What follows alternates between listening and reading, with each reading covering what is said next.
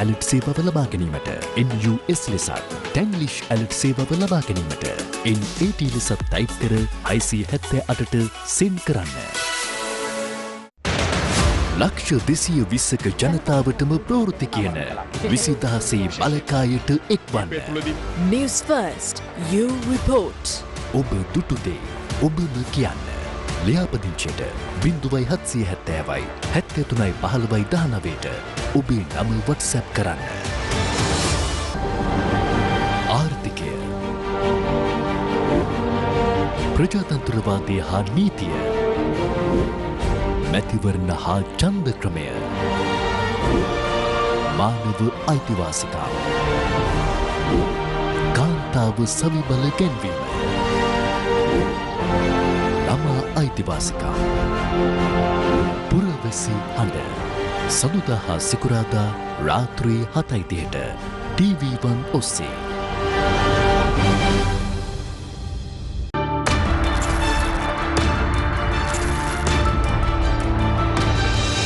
Open, honest, hard-hitting. Unearthing the real facts, cutting through the noise. Going the extra mile at whatever cost. Relentless in the pursuit of the truth. Connecting the dots, revealing the bigger picture. What matters to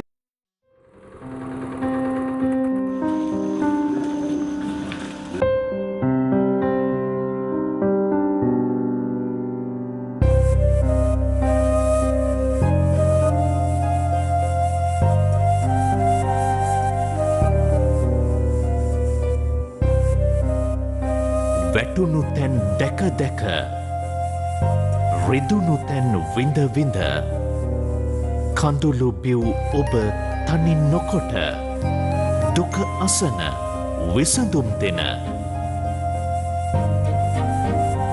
ගම්මැද්ද, ජනතාව සමග, ජනතාව උදෙසා.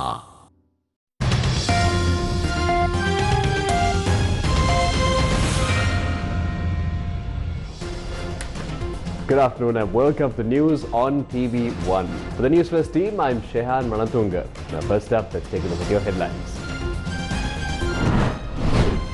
Sri Lanka begins budget debate in Parliament.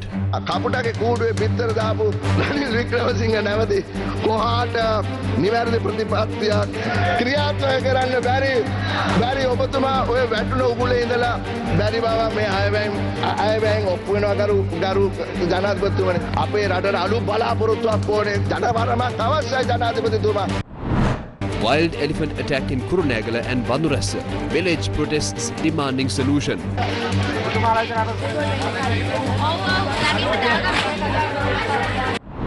22,000 metric tons of urea reach Colombo. 20% of Sri Lankans to fall victim to diabetes in 8 years. Expressway buses to go on strike. World population hits 8 billion. Now to your top story. Ex-parliamentarian Hirunika Premachandra, who was arrested on Monday, was released on personal bail just a short while ago. She was produced at the Hulsdorf Magistrates Court on Tuesday morning. Hirunika Premachandra, who led a protest over harassment against women, was arrested by the Cinnamon Gardens police last afternoon. Police said she was arrested on several charges. The Samagi Vanita Balavegya engaged in a demonstration calling to end violence against women in view of the International Day of the Elimination of Violence Against Women, which is commemorated in November.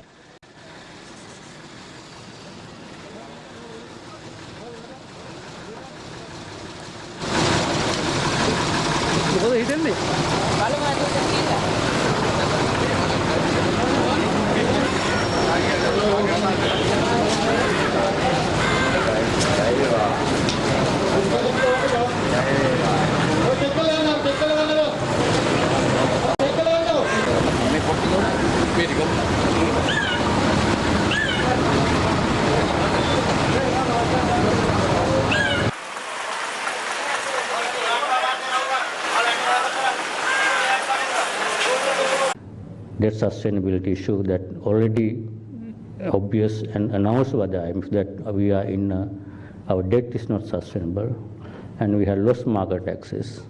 and our resources were depleting. ISB holders of our credit was already forming a committee preparing to negotiate and restructure debt. This is, remember, even before we announced our debt standstill, our creditors were basically getting ready because it was already obvious that we were going into a debt crisis. The central bank, obviously realizing that central bank was no longer able to maintain the currency at 203 on the 8th of March, previous administration central bank let the currency float without having any safeguards. The then government made from the IMF first time realized this was going to crash and asked for a bailout package from the IMF somewhere back in March. This was even before I took over this office. Then obviously we saw the political unrest, the cabinet resigned, and there was a completely, there's almost no government. There was even end of the March, there was social unrest here, and there were large power cuts, 12 or 13 hour power cuts, and obviously the economy was going towards a crash landing. That was obvious to anyone. So what we could have done to prevent, the first priority at that time for both government and the central bank was to, how do we prevent a crash landing? If that happened, we would not be in this position today. So that was a priority, and that's where soon after the immediate policy package included sharp tightening of monetary policy to curtail the demand and minimize the monetary expansion and tighten monetary policy and reduce what we call the deficit financing by the central bank, and also announce a debt standstill which would prevent a hard default. If that happened, we would not be in a position even to restructure with our creditors. Then obviously with that we commenced the negotiation with the IMF, we commenced the negotiation with our creditors to restructure debt, and we have made some progress. So now we see instead of the crash landing we were expecting, we were able to have a soft landing, which means still we are landed at a lower point. That is, economy is going to contract, inflation was going to go above, close to 100% of the inflation, and average inflation, headline inflation was beginning to 70%. But if we did not take those actions at that point, the outcome would have been much worse. Now in other news, one person was injured and hospitalized following a wild elephant attack on Monday night in Vanduressa, Kurunegala. Locals in the area protested against the incident and demanded a solution from the authorities. Locals protested against wild elephant attacks by blocking the Amanpola Nikavarite road from Vanduressa and hampered vehicular movement. However, the group cleared the road after the superintendent of police of the Nikavarite division arrived at the location and stated responsible officials will be summoned and solutions will be provided by 3 p.m. today.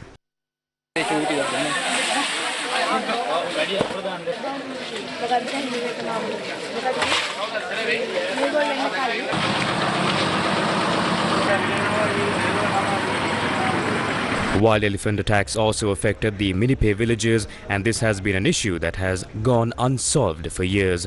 Locals said that wild elephants entered the villages even during the day. CCTV cameras captured the movement of a herd of wild elephants roaming along the Kandy Mahayangane road near the bridge junction.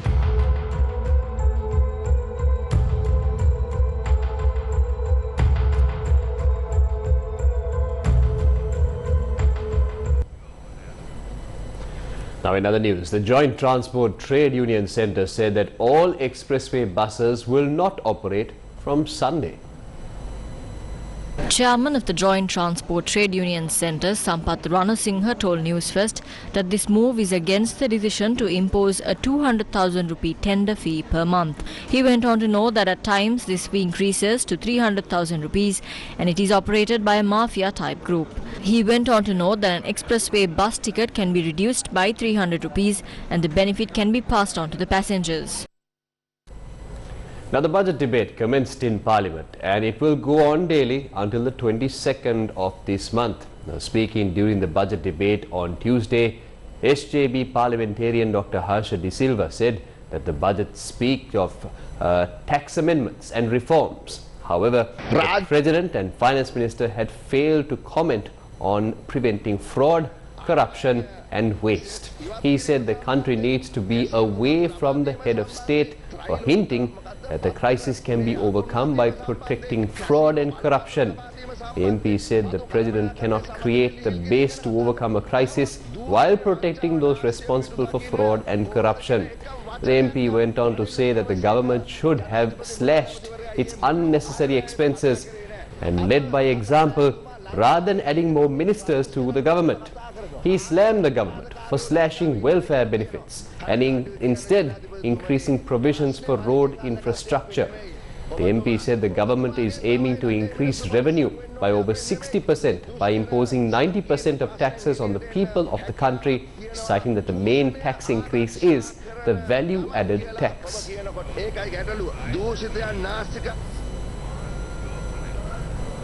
Now here's a view of the budget by our very own Newsfirst cartoonist Sanduni Somaratna.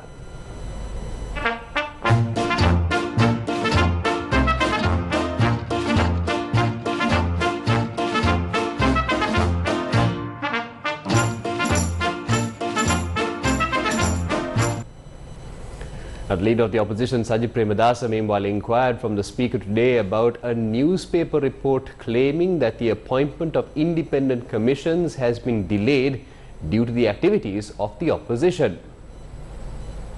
Newspapers operated using public funds have published a statement. I believe, Honourable Speaker, you can clarify the matter. The statement adds the establishment of independent commissions are delayed as the opposition leader is wasting time. Honourable Speaker, we conducted 2 discussions under your leadership and we worked with you on this matter. I am making a request to you to tell the government whether the opposition leader was an obstacle. අපි බොහොම සද්භාවයෙන් මේ කටයුත්තට ඔබතුමත් එක්ක අත්වල බැඳගෙන කටයුතු කරා. ඔබතුමාගෙන් මම ඉල්ලීමක් කරනවා බොහොම රටට පැහැදිලිව කියන්න විපක්ෂ නායකවරයා මේ කාර්යයට බාධා කරාද නැද්ද කියන කාරණා. නෑ ඔබතුමා බාධා කරේ නෑ. The opposition leader did not obstruct proceedings in any manner. We will finalize this matter and in the set time frame after publishing notices in newspapers as per the decisions reached during the meeting. Now, speaking in Parliament, Minister of Justice, Prison Reforms and Constitutional Reforms Vijayadasa Rajapaksa said Parliament calling for applications to appoint civil society members to the Constitutional Council is against the 21st Amendment to the Constitution.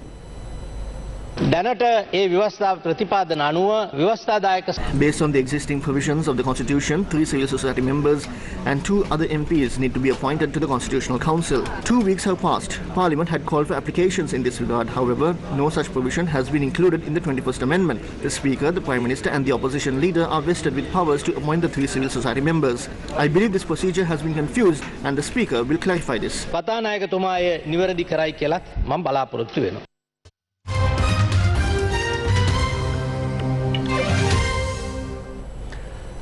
Planet Earth now has 8 billion people and counting. The global population has now reached 8 billion people today, the 15th of November 2022, and India is projected to surpass China as the world's most populous country in 2023 according to the World Population Prospects 2022. From the emergence of Homo sapiens, it roughly took 300,000 years before 1 billion of us populated the Earth. It was around 1804 the year morphine was discovered, when Haiti declared independence from France and when Beethoven first performed his 3rd symphony in Vienna. We've added our most recent 1 billion more just since the first term of US President Barack Obama. A mere dozen years after reaching 7 billion, the plant most surpassed 8 billion people on the 15th of November. The UN declared November 15 as the day of 8 billion because there is no mistaking the importance of this moment. The global population is growing at its slowest rate since 1950, having fallen under 1% in 2020. The latest projection of the United Nations suggests that the world's population could grow to around 8.5 billion in 2030 and 9.7 billion in 2050. It is projected to reach a peak of around 10.4 billion people during 2080s and to remain at that level until 2100. In other news, the leaders of the group of 20 or G20 nations opened talks on Tuesday on the island of Bali with a plea by host Indonesia for unity and concrete action to mend the global economy despite deep rifts over the war in Ukraine. The G20, which includes countries ranging from Brazil to India, Saudi Arabia and Germany, account for more than 80% of the world's gross domestic product, 75% of international trade and 60% of its population. The G20 meeting is underway in Bali with France's President Macron holding talks with China's Xi Jinping. The meeting is expected to take steps to address food security affected by Russia's invasion of Ukraine. A positive sign on the eve of the summit was a 3-hour bilateral meeting between US President Joe Biden and Chinese leader Xi Jinping, in which the two leaders pledged more frequent communications despite many differences. The Ukrainian war and a global spike in inflation is overshadowing the summit, the first time the meeting is being held since Russia's February invasion of its neighbor. Now, a court in India is due to rule on Tuesday on the bail petition of Bollywood actress Jacqueline Fernandez in a case of money laundering. The 37-year-old actress is being investigated by the Enforcement Directorate, the Indian government agency that investigates financial crimes. It has accused her of financial misdemeanor and wants her in custody. Fernandez's lawyer Prashit Patel denies the charges and insists there is no legal case against her. The case centers around her relationship with Sukesh Chandrasekhar, a 32-year-old man accused of extortion by several people and described by the authorities and Indian press as a conman.